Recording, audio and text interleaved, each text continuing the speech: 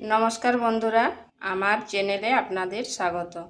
তো প্রতিদিনের মতো আজকেও একটা নতুন ধরনের ভিডিও নিয়ে এসেছি। আজ বানাবো পুরানো দিনের সেই হারিয়ে যাওয়া চারাপোনা মাছ আর কালো জিরে দিয়ে একটা মাছের রেসিপি। তো চলুন দেখে নেওয়া যাক আমি কিভাবে এই মাছের রেসিপিটা রান্না করে। এখানে নিয়েছি চারাপোনা মাছ, দিয়ে দিচ্ছি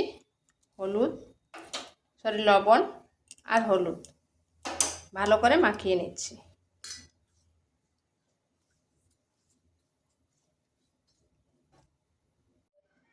মাছটাকে নুন হলুদ মাখানো হয়ে গেছে, কড়াইতে তেল দিয়ে দিয়েছি। এরপর মাছগুলো ভেজে নেব।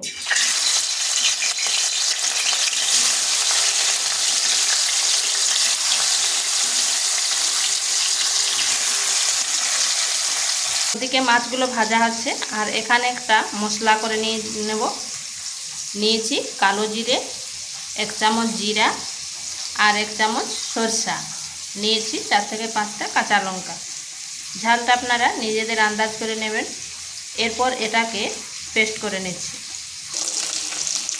মাছটা এইভাবে উল্টে পাল্টে ভেজে নিয়েছি।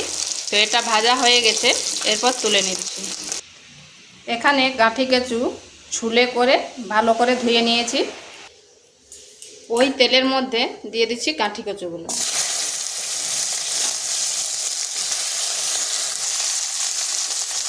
দিয়ে দিচ্ছি সামান্য হলুদ আর সামান্য নুন। এবার কচুগুলোকে একটু ভেজে নেব।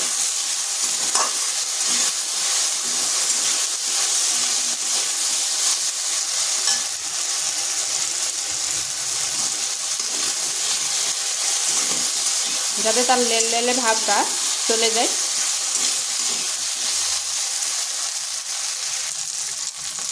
মিডিয়াম আছে 5 থেকে 7 মিনিট ভেজে নিচ্ছি। কচুটা ভাজা হয়ে গেছে, এরপর তুলে নিচ্ছি। ওই কড়াইতে আবার 2 চামচ তেল দিয়ে দিচ্ছি।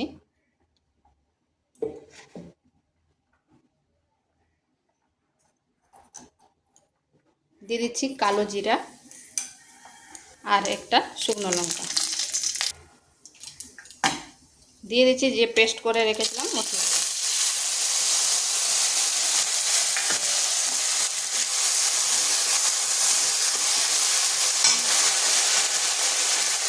পরিমাণ মতো হলুদ গুঁড়ো। মশলাটা একটু কষে নিচ্ছি।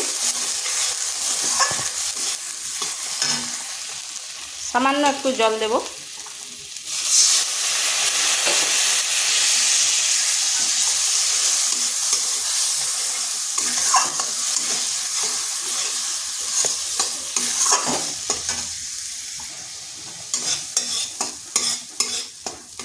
এটা কষানো হয়ে গেছে, দিয়ে দিচ্ছি এই কচুগুলো।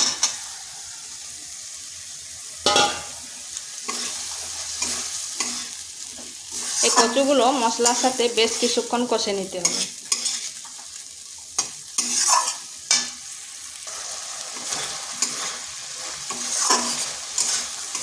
এখানে আর গুঁড়ো লঙ্কা ব্যবহার করব না, যেহেতু কাঁচা লঙ্কা দিয়েছি। এটাকে 5 থেকে 6 মিনিট ঢাকা দিয়ে রেখে দিচ্ছি, আঁচটা স্লো করে।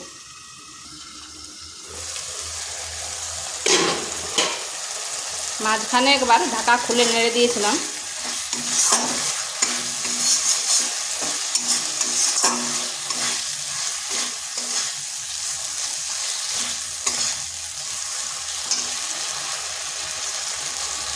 এখানে দিয়ে দিচ্ছি আর একটু লবণ।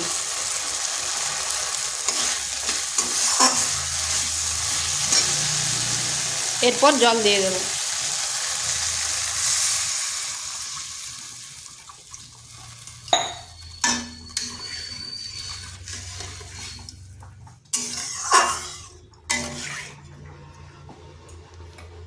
ঢাকা দিয়ে 5 মিনিট রেখে দিচ্ছি।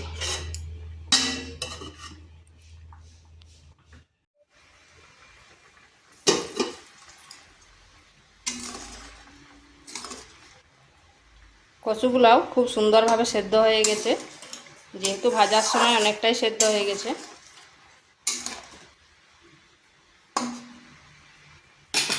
এরপর দিয়ে দিচ্ছি মাছগুলো।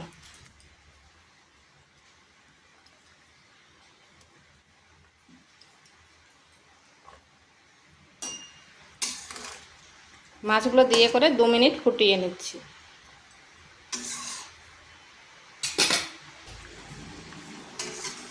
দু মিনিট পর ফিরে আসলাম।